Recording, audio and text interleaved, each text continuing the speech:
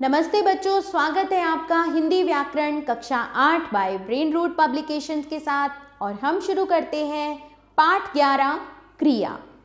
जो शब्द किसी कार्य के होने या करने अथवा किसी घटना के घटने, किसी व्यक्ति या वस्तु की स्थिति आदि का बोध कराते हैं वे क्रिया कहलाते हैं।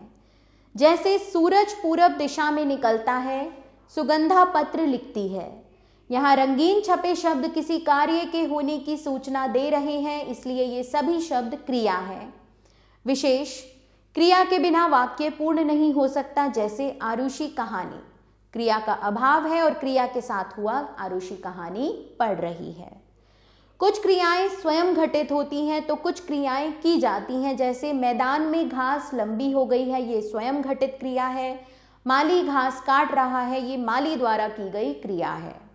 कुछ क्रियाएं एक शब्द की होती हैं तो कुछ एक से अधिक शब्दों की, जैसे प्रियंका ने नाटक लिखा, प्रियंका नाटक लिख रही है। क्रिया के रूप लिंग, वचन, कारक तथा काल आदि से प्रभावित होकर परिवर्तित हो जाते हैं, जैसे प्रकाश खेल रहा है, तन्वी खेल रही है, ये लिंग के कारण परिवर्तन है।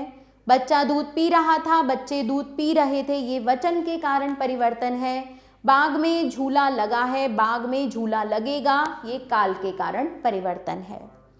क्रियाएं सामान्यतः वाक्य के अंत में लगाई जाती हैं। एक वाक्य में एक से अधिक क्रियाएं भी हो सकती हैं, जैसे सौम्या ने साड़ियां खरीदी, ये एक क्रिया। सौम्या ने बाजार जाकर साड़ियां खरीदी, दो क्रियाएं।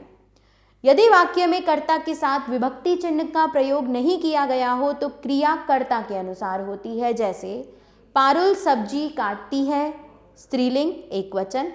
अतिथि घर में बैठे हैं, पुल्लिंग बहुवचन। यदि कर्ता के साथ विभक्ति चिन्ह का प्रयोग किया गया हो तो क्रिया कर्म के अनुसार होती है, जैसे रंजना ने कविताएं सुनाई, स्त्रीलिंग बहुवचन। दिव्या ने सेब खाया, पुल्लिंग एक वचन।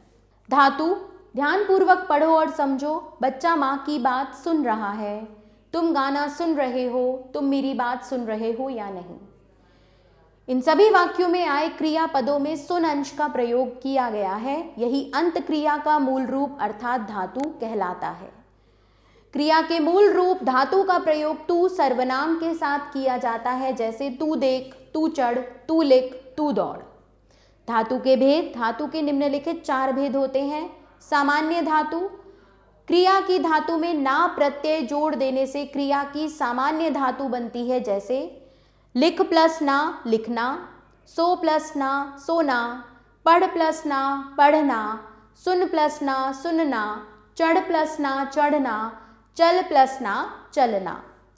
व्युत्पन्न धातु, सामान्य धातुओं में प्रत्यय लगाने पर व्युत्पन्न धातु बनती है, जैसे पढ़ सामान्य धातु है पढ़ना, तो इसमें अगर हम प्रत्यय लगाते हैं तो पढ़ना, पढ़वाना, पढ़ाया।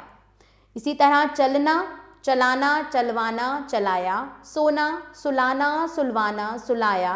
देखना, दिखाना, दिखवाना, दिखाया। नाम धातु, संज्ञा, सर्वनाम, विशेषण आदि शब्दों के अंत में प्रत्यय जोड़कर जो धातुएं बनाई जाती हैं उन्हें नाम धातु कहते हैं, जैसे संज्ञा से शर्म शर्माना, बात बतियाना, टक्कर टकराना, हाथ हथियाना। सर्वनाम से अपना अपनाना, मैं मिमियाना। विशेषण से गरम गरमाना, चमक चमकाना। मिश्र धातु, ये धातुएं जो संज्ञा विशेषण तथा क्रिया विशेषण शब्दों के बाद करना, लेना, लगना, होना, आना आदि लगाकर बनाई जाती हैं, उन्हें मिश्र धातु कहते हैं। जैसे संज्ञा से बात प्लस करना, बात करना। जान प्लस लेना, जान लेना। विशेषण से अच्छा प्लस लगना, अच्छा लगना। बुरा प्लस होना, बुरा होना। क्रिया विशेषण से पीछा प्लस करना, पीछा करना। नीचे प्लस आना, नीचे आना। सामान्य क्रिया, जब वाक्य में एक ही क्रिया पद का प्रयोग किया जाए तब वह सामान्य क्रिया कहलाती है, जैसे हेमंत ने दरवाजा खोला, नैना खिलौना लाई। क्रिया के भेद 2 आधारों पर किए जाते हैं, कर्म के आधार पर, प्रयोग या संरचना के आधार पर। कर्म के आधार पर क्रिया के भेद, अकर्मक क्रिया, अ का मतलब है बिना, कर्मक का अर्थ है कर्म के। ये क्रियाएं जिनमें कर्म नहीं पाया जाता और ना ही कर्म की अपेक्षा होती है अकर्मक क्रियाएं कहलाती हैं। इन क्रियाओं का प्रभाव सीधे कर्ता पर पड़ता है। इस प्रकार जो क्रिया कर्म की अपेक्षा नहीं रखती उसे अकर्मक क्रिया कहते हैं। सचिन खेल रहा है, राधा नाचती है। इन वाक्यों में खेल रहा है तथा नाचती है क्रिया का फल क्रमशः सचिन और राधा पर पड़ रहा है, अतः ये अकर्मक क्रियाएं हैं। सकर्मक क्रिया। स का मतलब साथ प्लस कर्मक का अर्थ है कर्म के।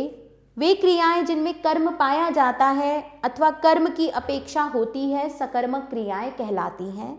इन क्रियाओं का सीधा प्रभाव कर्म पर पड़ता है। इस प्रकार जिन क्रियाओं में कर्म की अपेक्षा होती है अथवा कर्म पाया जाता है वे सकर्मक क्रियाएं कहलाती हैं। राहुल पुस्तक पढ़ता है, बंदर केला खाता है। इन वाक्यों में पढ़ता है तथा खाता है का फल क्रमशः पुस्तक और केला पर पड़ रहा है, अतः ये सकर्मक क्रियाएं हैं। सकर्मक क्रिया के दो भेद होते हैं, एक कर्मक क्रिया और द्विकर्मक क्रिया। एक कर्मक क्रिया, जिन क्रियाओं में एक कर्म पाया जाता है वे एक कर्मक क्रियाएं कहलाती हैं। जैसे किरण कपड़े सिलती है, तो किरण क्या सिलती है? कपड़े। नवीन नारियल खरीद रहा है, नवीन क्या खरीद रहा है? नारियल। द्विकर्मक क्रिया, जिन क्रियाओं में दो कर्म पाए जाते हैं वे द्विकर्मक क्रियाएं कहलाती हैं। जैसे माँ ने बेटे को कहानी सुनाई, तो यहाँ बेटे को भी कर्म है और कहानी भी कर्म है। अभिषेक ने मीरा को उपहार दिया, यहाँ पर मीरा भी कर्म है और उपहार भी कर्म है। तो माँ ने किसे कहानी सुनाई? बच्चे को। माँ ने बच्चे को क्या सुनाई? कहानी। अभिषेक ने किसे उपहार दिया? मीरा को। अभिषेक ने मीरा को क्या दिया? उपहार। ध्यान रखें, कई स्थान पर सकर्मक क्रियाओं में कर्म का प्रयोग नहीं होता, फिर भी वे क्रियाएं अकर्मक नहीं मानी जाती। जैसे सजल पढ़ रहा है, यहाँ कर्म का अभाव है। यहाँ कर्म का अभाव होने पर भी उत्तर की अपेक्षा है, जैसे पुस्तक, कहानी, पत्र आदि। अकर्मक क्रियाओं के साथ उसी क्रिया से बनी भाववाचक क्रिया जोड़ देने से अकर्मक क्रिया सकर्मक क्रिया बन जाती है। जैसे किस्मत कई खेल खेलती है। किस्मत क्या खेलती है? खेल। तो आपको यहाँ पर कर्म मिल गया, खेल। तो ये हो गई सकर्मक क्रिया।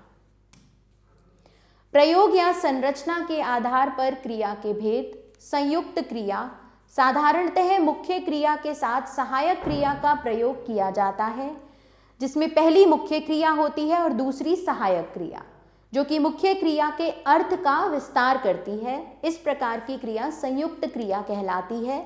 जैसे अमृता दवाई खा मुख्य क्रिया, रही है सहायक क्रिया। कार्तिक के पिताजी बुला रहे हैं, तो बुला मुख्य क्रिया और सहायक क्रिया है रहे हैं। इस प्रकार दो या दो से अधिक धातुओं से मिलकर बनी क्रियाएं संयुक्त क्रियाएं कहलाती हैं। रंजक सहायक क्रिया, जब कोई क्रिया मुख्य क्रिया के साथ जुड़कर अपना अर्थ खोकर मुख्य क्रिया के अर्थ में विशेषता लाने का कार्य करती है, तब वह रंजक या सहायक क्रिया कहलाती है। जैसे सब अंदर आ जाओ, दुकानदार सामान दिखाने लगा।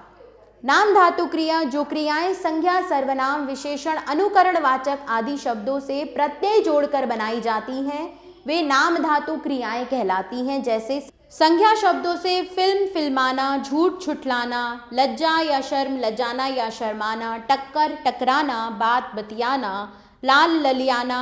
सर्वनाम शब्दों से अपना या आप अपनाना, मैं मिमियाना। विशेषण शब्दों से साठ सठियाना, गरम गरमाना।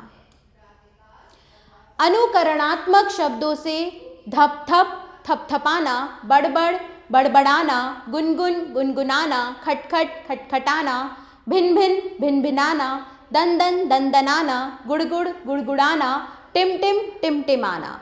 प्रेरणार्थक क्रिया, जब कर्ता स्वयं कार्य न करके अन्य को कार्य करने के लिए प्रेरित करता है, तब वह क्रिया प्रेरणार्थक क्रिया कहलाती है। जैसे खुशी गाय को घास खिलाती है, अनिकेत पक्षियों को दाना डालता है। इन दोनों वाक्यों में खिलाती और डालता प्रेरणार्थक क्रियाएं हैं, क्योंकि यहाँ कर्ता स्वयं कार्य नहीं कर रहा बल्कि किसी दूसरे को प्रेरित कर रहा है। जैसे रोहन जूस पीता है स्वयं, माँ रोहन को जूस पिलाती है प्रेरित होकर। दोनों स्थितियों में रोहन जूस पी रहा है, परंतु प्रथम वाक्य में वह स्वयं जूस पी रहा है, जबकि दूसरे वाक्य में माँ द्वारा प्रेरित किए जाने पर जूस पी रहा है। प्रेरणा देने वाला प्रेरक कर्ता होता है और प्रेरणा प्राप्त करके कार्य करने वाला प्रेरित कर्ता होता है। प्रेरणार्थक क्रिया के भेद: प्रथम प्रेरणार्थक क्रिया, द्वितीय प्रेरणार्थक क्रिया। प्रथम प्रेरणार्थक क्रिया जब कर्ता स्वयं कार्य करने की प्रेरणा देता है तब वह क्रिया प्रथम प्रेरणार्थक क्रिया कहलाती है। जैसे अध्यापक बच्चे को पाठ पढ़ाते हैं, कर्ता स्वयं बच्चे को पाठ पढ़ने की प्रेरणा दे रहा है। माँ बच्चे को नहलाती है, कर्ता स्वयं बच्चे को नहाने के लिए प्रेरित कर रहा है। द्वितीय प्रेरणार्थक क्रिया जब कर्ता कार्य में स्वयं सम्मिलित न होकर किसी अन्य को कार्य करने के लिए प्रेरित करता है तब वह क्रिया द्वितीय प्रेरणार्थक क्रिया कहलाती है। जैसे अध्यापक समीर से बच्चों को पढ़वाते हैं, अध्यापक स्वयं कार्य न करके समीर को कार्य करने के लिए प्रेरित कर रहे हैं। प्रेरणा दर्जी से हेमा के कपड़े सिलवा रही है, प्रेरणा दर्जी को कपड़े सिलने के लिए प्रेरित कर रही है। प्रेरणार्थक क्रियाओं के अन्य उदाहरण दिए हुए हैं बच्चों।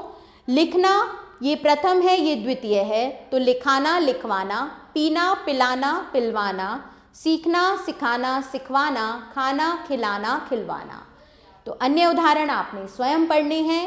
पूर्वकालिक क्रिया, मुख्य क्रिया से पहले होने वाली क्रिया पूर्वकालिक क्रिया कहलाती है। जैसे नानाजी फल खरीद कर घर आए, तो फल खरीद कर, खरीदना पूर्वकालिक क्रिया, आए मुख्य क्रिया। विपुल ने दौड़कर गेंद उठाई, तो उठाई मुख्य क्रिया से पहले पूर्वकालिक क्रिया हुई दौड़कर। इन वाक्यों में खरीदकर तथा दौड़कर पूर्वकालिक क्रियाएं हैं, क्योंकि ये आए तथा उठाई मुख्य क्रियाओं से पहले घटित हो रही हैं। जैसे गरिमा घर आकर खेलने जाएगी, मैना उड़कर पेड़ पर बैठ गई, बेटा थोड़ा पढ़कर चले जाना, मानसी खाकर सोने चली गई। आओ दोहराएं। कार्य के होने या करने को क्रिया कहते हैं। क्रिया को दो आधारों पर बांटा गया है: कर्म के आधार पर, प्रयोग संरचना के आधार पर। कर्म के आधार पर क्रिया के दो भेद होते हैं: अकर्मक क्रिया तथा सकर्मक क्रिया। प्रयोग के आधार पर क्रिया के भेद: संयुक्त क्रिया, नाम धातु क्रिया, प्रेरणार्थक क्रिया तथा पूर्वकालिक क्रिया। जिस क्रिया में कर्म की अपेक्षा ना हो अकर्मक क्रिया, जिस क्रिया में कर्म की अपेक्षा हो सकर्मक क्रिया। क्या सीखा? क्रिया किसे कहते हैं? उदाहरण सहित बताओ। अकर्मक एवं सकर्मक क्रिया में अंतर स्पष्ट करो। संरचना के आधार पर क्रिया के भेद उदाहरण सहित स्पष्ट करो। तो बच्चों, इन सभी प्रश्नों के उत्तर आप पाठ के आधार पर स्वयं देंगे। क्रियापद छांटकर बताओ कि वह अकर्मक है, सकर्मक है या द्विकर्मक। अफसर ने सैनिकों को उनके गांव भेज दिया, द्विकर्मक। मोहित लिख रहा है, सकर्मक। दादी ने सुमित को कहानी सुनाई, द्विकर्मक। शोभा हंसती है, अकर्मक। निम्नलिखित शब्दों से नाम धातु क्रियाएं बनाओ। तो बात बतियाना, बड़बड़ बड़बड़ाना, टक्कर टकराना, मोटा मोटाना। अन्य शब्दों से आप नाम धातु क्रिया स्वयं बनाएं। वाक्यों में क्रियापदों को रेखांकित करके संरचना के आधार पर उनके भेदों के नाम लिखो। तो बच्चों, यह अभ्यास कार्य आप स्वयं करेंगे। निम्नलिखित वाक्यों में रंजक क्रियाएं छांटो। मैंने उसे जाने दिया, दिया। वह लिखता चला गया, चला गया। अक्षरा भोजन बना चुकी है, चुकी है। माँ ने मृदुल को गोद में उठा लिया, तो लिया। मैंने आम खा लिया था, लिया था। निम्नलिखित क्रियाओं से प्रथम प्रेरणार्थक और द्वितीय प्रेरणार्थक क्रिया बनाओ। तो बच्चों, यहाँ मैंने लिखी है, आप इनका अध्ययन करें। करके देखो। अपने जीवन की कोई रोचक घटना लिखो और उसमें आए क्रिया शब्दों को रेखांकित करो। तो इसी के साथ बच्चों, हमारा यह पाठ यहाँ समाप्त होता है। मैं आशा करती हूँ कि आपको यह अच्छे से समझ में आ गया होगा।